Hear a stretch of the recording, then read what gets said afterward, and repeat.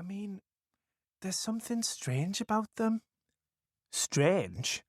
Krish pushed his glasses up his nose, making his dark brown eyes look enormous. This was his serious mode. Yeah, they've changed, Nancy went on. It's like they're not really my parents. In what way? Krish asked, looking interested. Well, you know when someone's mouth smiles but their eyes don't? They're like that, no emotion. Nancy stared at the lunch congealing on her plate.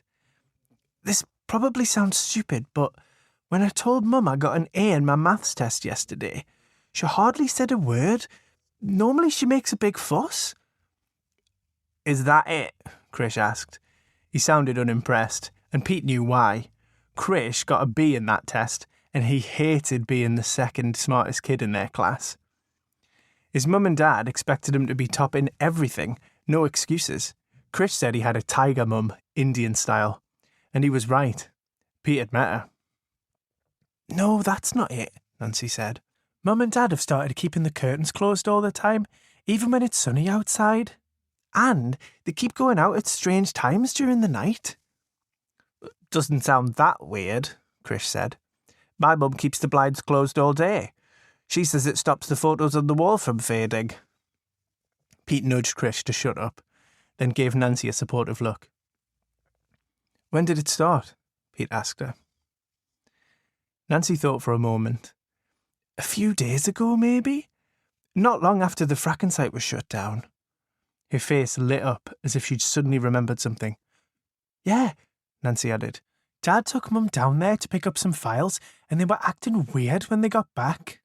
Their geography teacher had given them a lesson about hydraulic fracturing, or fracking as everyone was calling it, when the site at Carpenter's Field had first opened. Mr. Craven had explained how the people from the gas company would drill into the ground, pump in water, sand and chemicals, then suck it all back out again. That would release gas to power central heating systems and cookers and other things. But everyone in the village had been furious about the idea. They'd said fracking could cause small earthquakes. They'd also said that the chemicals used were highly poisonous and could get into the drinking water. It had been all anyone in Crooked Oak had talked about for months. Loads of protests had taken place outside Carpenter's Field, people with banners, shouting and getting angry. Pete wasn't listening to Nancy anymore. He was thinking about how he and Krish and Nancy used to spend time building camps in the woods around Carpenter's Field, before it had been fenced off.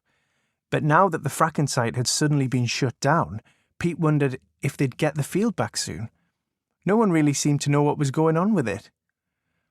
I used to love playing in Carpenter's Field, Pete said. Remember how we used to catch those tiny fish in the beck? Sticklebacks, Nancy said. I remember. And my mum wasn't doing the drilling. She just worked at the fracking site because she needed a job. She was in the office. And anyway, it's all right, Pete said. We know it's not your fault. I wish everyone else did, Nancy said, as she pushed a piece of soggy broccoli around her plate. People like Tyson Bridges keep saying my mum's a traitor. Ignore them, Pete told her. They sat in silence for a while, picking at their food, until Nancy said, So what do you think? About my mum and dad? Krish shrugged. Doesn't sound that weird to me. But Pete wasn't so sure. He'd always liked Mr. Finney, but when Pete looked back now and saw the head teacher staring right at them, he couldn't help feeling creeped out. There was a strange, dead look in Mr. Finney's eyes.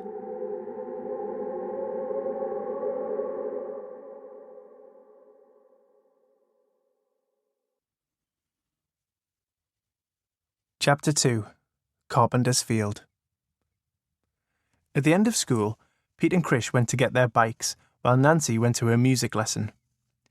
I reckon Nancy's mum and dad are vampires, Pete said to Krish. They went down to the fracking place to get some files and got bitten. Krish rolled his eyes.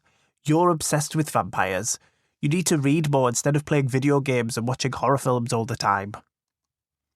But it makes sense, Pete insisted. They keep the curtains closed, so they must be scared of daylight, and they keep going out at night. They're not vampires, Pete, Krish said. They unlocked their bikes and wheeled them to the school gates.